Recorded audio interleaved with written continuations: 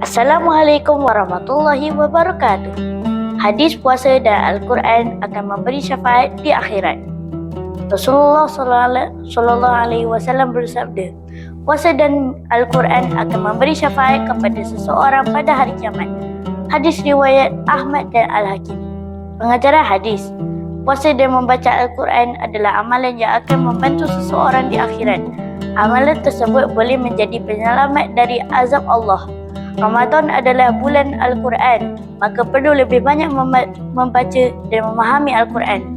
Kesimpulan hadis, puasa bukan hanya amalan duniawi, tapi juga memberi manfaat di akhirat, membantu seseorang mendapat syafaat dan perlindungan dari azab Allah.